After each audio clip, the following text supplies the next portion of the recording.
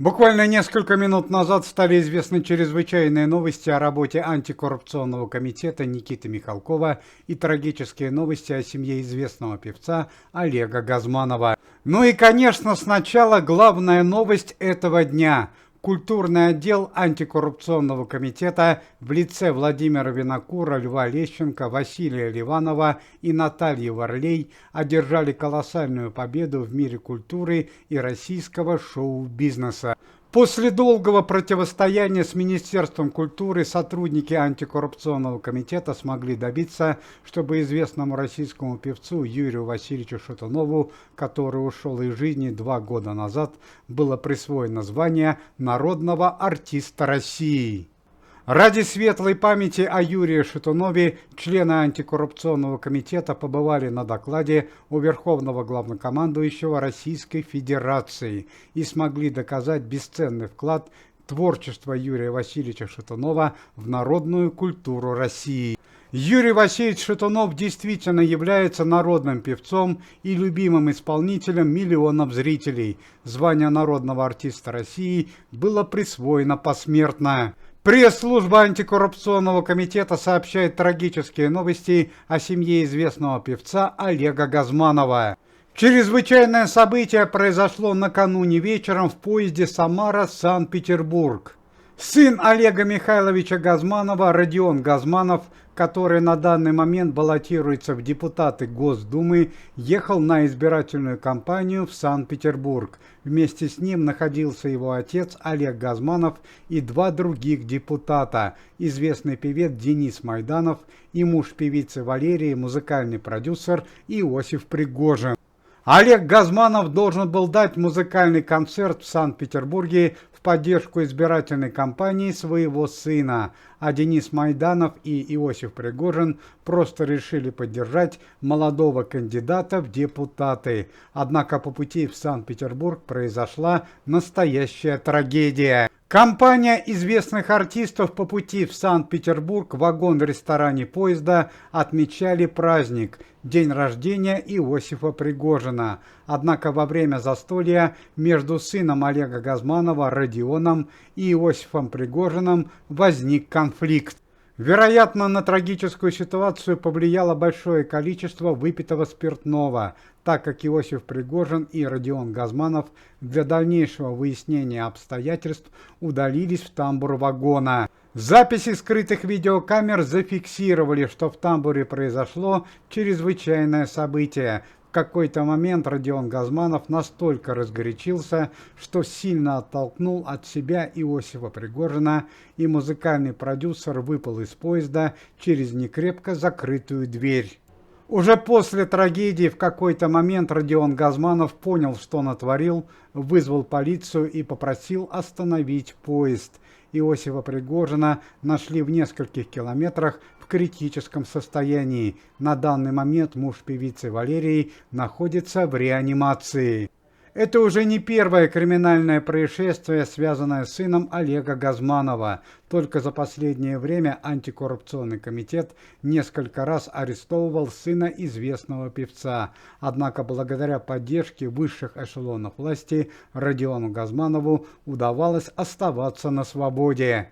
Зрители с большим стажем могут помнить трагическую историю, которая произошла еще в январе месяце в антикоррупционном комитете Никиты Михалкова. На тот момент Олег Газманов и его сын Родион были членами антикоррупционной организации. Однако Родион Газманов полностью дискредитировал свое имя и своего отца шокирующим поступком.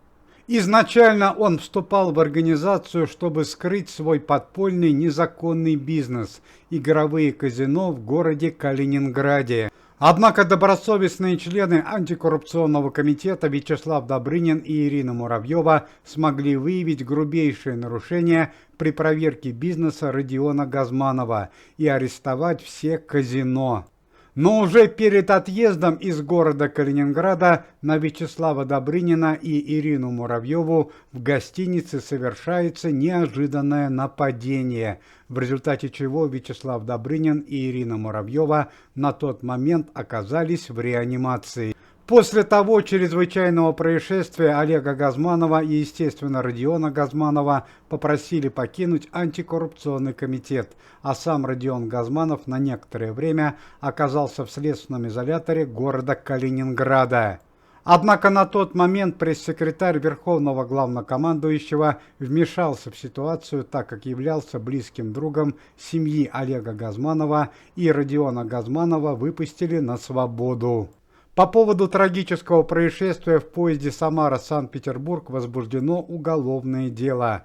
Но и по традиции последние новости о антикоррупционном комитете Никиты Михалкова и его работе. В Канаде спустя 4 года возбуждено повторное уголовное дело против известного российского эстрадного исполнителя Прохора Шаляпина. Еще в 2020 году шокирующая история облетела весь российский интернет. Прохор Шаляпин состоял в романтических отношениях с известной канадской миллионершей Клаудией Дэвис. Однако спустя 2 недели после свадьбы жена-миллионерша Прохора Шаляпина трагически погибает при очень странных обстоятельствах. Первоначальная версия смерти была коронавирусная инфекция, однако позже удалось найти доказательства, которые свидетельствуют о вине Прохора Шаляпина в летальном исходе.